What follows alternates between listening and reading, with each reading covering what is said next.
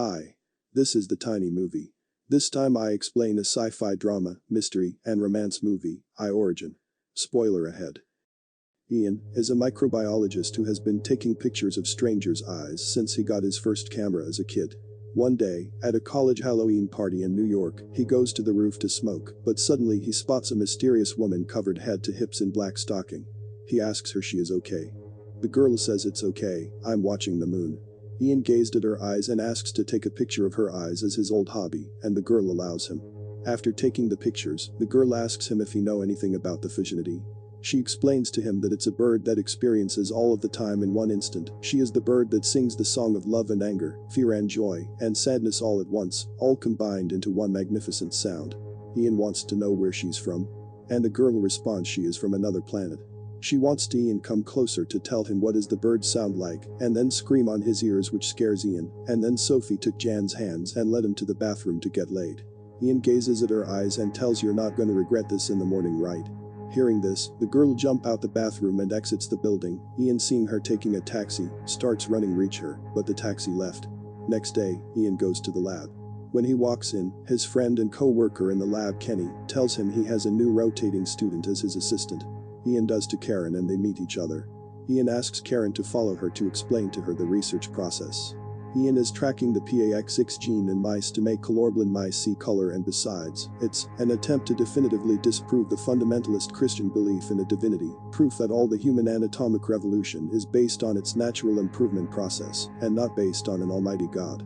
Within the brain, the PAX6 protein controls many aspects of eye development before birth. He has failed 352 times, and this time they are gonna do it by Karen together for the 353rd time. Karen tells Ian that instead of searching on the effect of the PAX6 gene on species, it's better to find an origin. Ian is interested, so asks her to go on. Karen adds that if they find a non-seeing organism, they can build an eye for it, so they can have proof of the PAX6 gene effect, but Ian is doubtful that any non-seeing organism would exist with the PAX6 gene inside. At night in the dorm, Ian is seeing the eye photo of that mysterious girl, and asking Kenny if he knows the girl. Kenny doesn't know the girl and asks Ian why he is so impressed with that girl. Ian explains to him that the girl's eye is so special, she has central heterochromia. The next morning, Ian goes to a supermarket to buy a pack of verdicts and the lottery ticket. It costs him $11.11. When he looks at the lottery ticket, the date of purchase of the lottery ticket is 11/11/06, and the time is 11:11 Ian considers it as a stroke of luck and waits to bus come. The bus is at 11 Broadway. Ian gets on the bus. The bus stops and Ian gets off while he is still confused. He turns his head and a magnificent eye on a billboard catches his eye. And at the same eye. Soon after Ian reaches the lab, Google the advertisement on the billboard to find a clue about the model. He finds her. Sophie Elizondo. Behind Ian, Karen is writing the name of organism and animals, which has no vision on the window. Ian smiles at Karen, tells her that the no vision creatures are about 426,000, but Karen certainly tells him that she will find the one. Ian returning to the search. He finds something about social activity of Sophie and finds her favorite cafe. He goes there. She is not there, of course, so he returns to the lab and then goes home by train. While he was studying, he looked at the infinity symbol on the door, and after a moment, Ian spots Sophie. She is reflected in the window. Ian gladly goes to her. Sophie sees him and goes to the door to get off. Ian comes close, puts his headset on her ears and plays music. Sophie smiles and continues on her way, ignoring Ian. Ian follows her.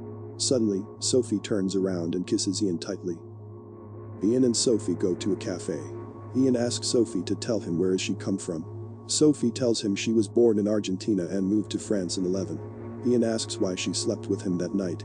Sophie says that after a long time of loneliness when she saw him, she was thinking that know him and he knows her. Ian doesn't understand. Sophie explains to him that she was sure they were connected from past lives. Ian tells her that he doesn't believe in that. He is a man of science who believes in data. Ian explains that the eyes are the part of people's beliefs which they discredit evolution, cause they give all credit to an intelligent designer, and he is looking to end the debate with clear, clean facts. Sophie asks him why you are so hardworking to disprove God, but Ian responds quickly, who believes in God in the first place. Sophie grabs his symbolic necklace and gets quiet. Ian wants Sophie to leave the discussion and talk about herself. Sophie is in Ian's house. She is kissing and telling her favorite things. Strawberry Mentos, the wildness and freedom of the dandelion flowers, and peacock were her favorites. Sophie tells Ian that she'll show him a place in New York that keeps peacocks. Ian and Sophie go to see peacocks. Sophie tells him that peacocks are the symbol of the soul in Indian mythology. Ian thinks differently. He asks Sophie, did you ever think that they symbolize the lack of melanin or pigments in the cells? She gets quiet. In the lab, Ian, Karen, and Kenny are pursuing their goal more seriously than ever. Days pass.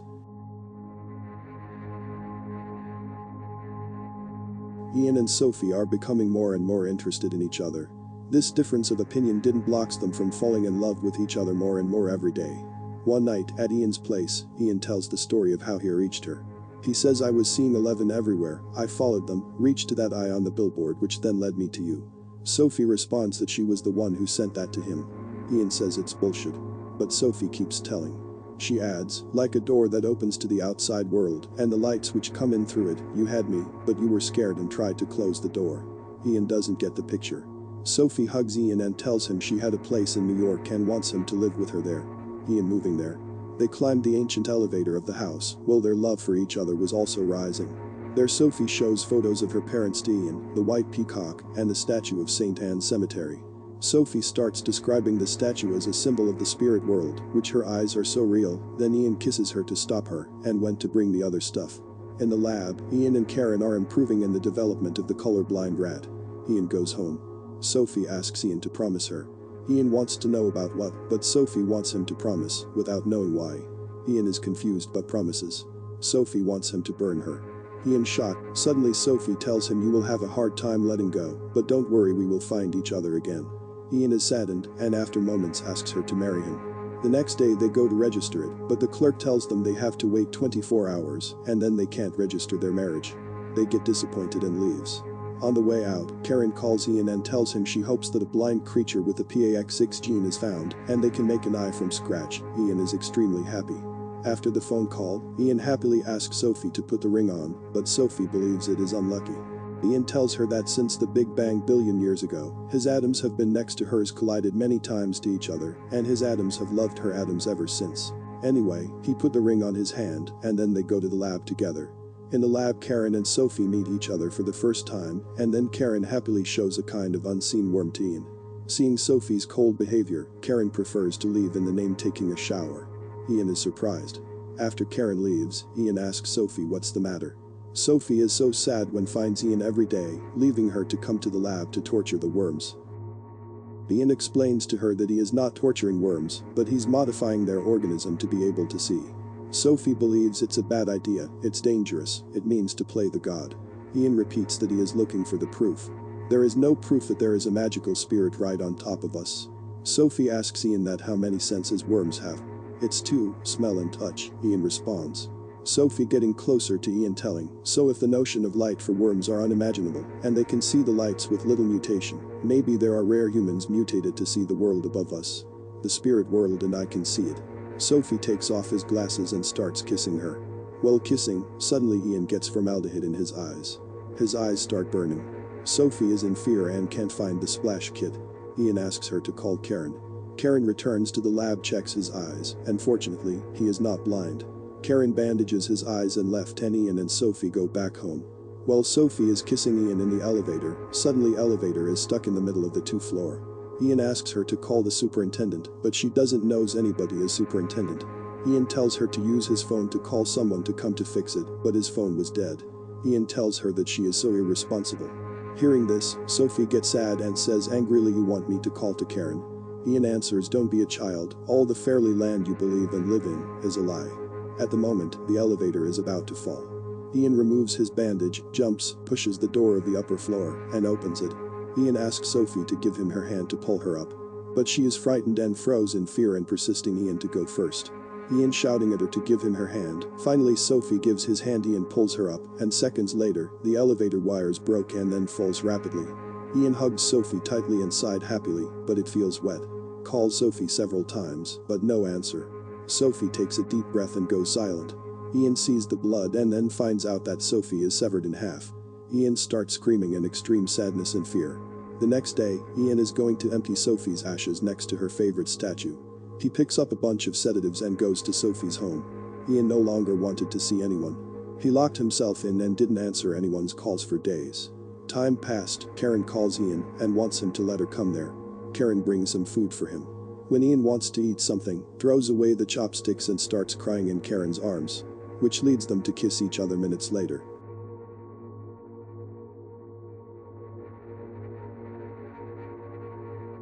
Seven years later, Karen and Ian are married. Ian is interviewing with a TV show about his finding that was published as a book, The Complete Eye. After the interview, Ian, pregnant Karen and Kenny go to restaurant together. When the waitress comes to take their order, Ian asking about her perfume. First she thinks they are kidding, but Ian tells that seriously. What is her perfume name? Treacer, the waitress says. Ian takes Karen home and goes to the pharmacy to get her medicine. There he sees and buys the same perfume. The perfume that Sophie always used.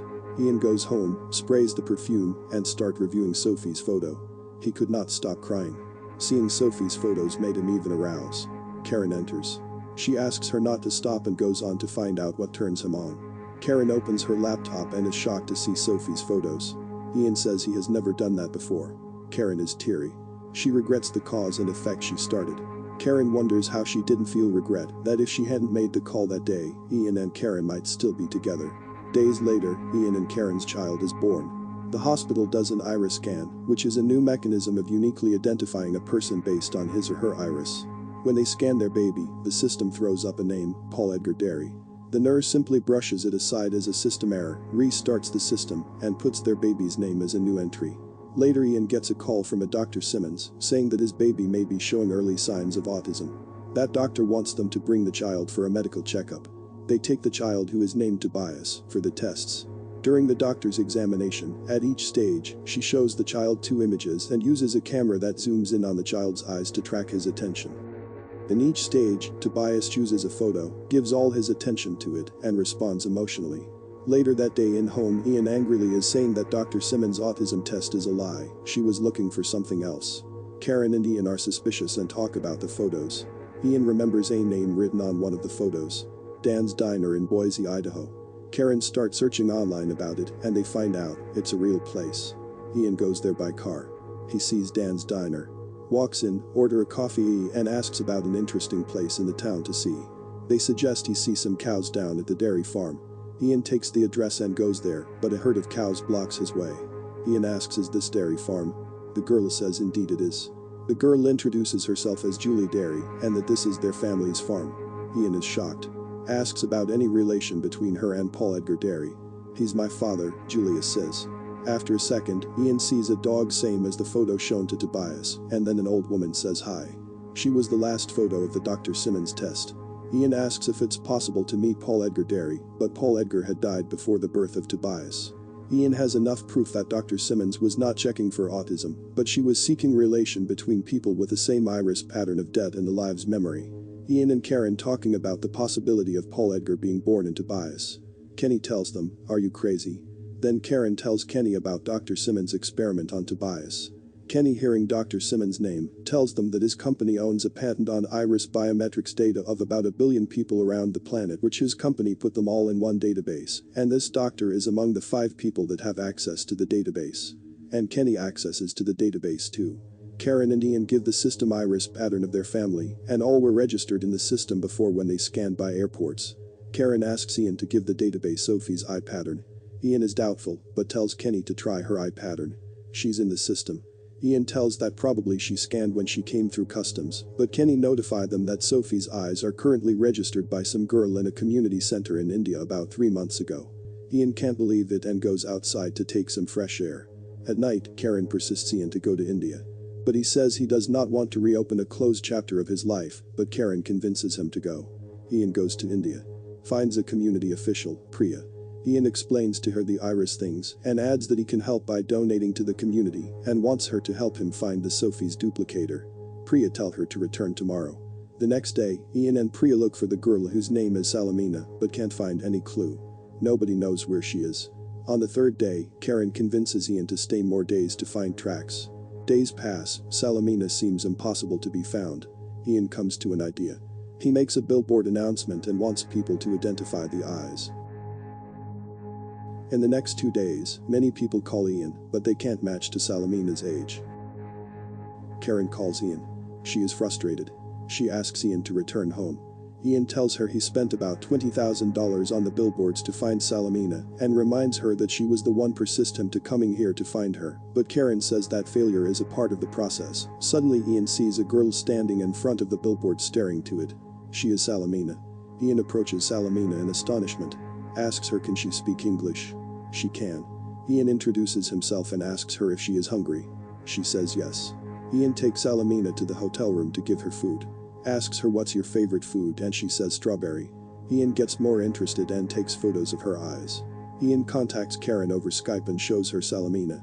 Ian starts showing Salamina the photos in a pattern like Dr. Simmons and asks Karen to write the answers. They conduct a simple test designed to reveal if Salamina might be somehow linked with Sophie's memories.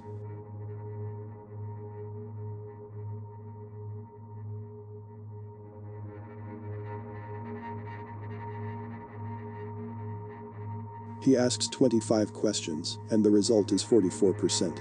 And 44% of 25 is 11. The results match the probable range of random chance. Ian, feeling somewhat disheartened, he plans to take Salamina to Priya. But when they reach the elevator, the moment the doors open, Salamina panics and throws herself into his arms, too frightened to enter. Staring into each other's eyes with a certain recognition, they then cling to each other, tears streaming down both their faces. He picks her up and takes her down the stairs instead, with Salamina tightly gripping his neck, till they walk from the dark interior and step out into the light, and the movie ends.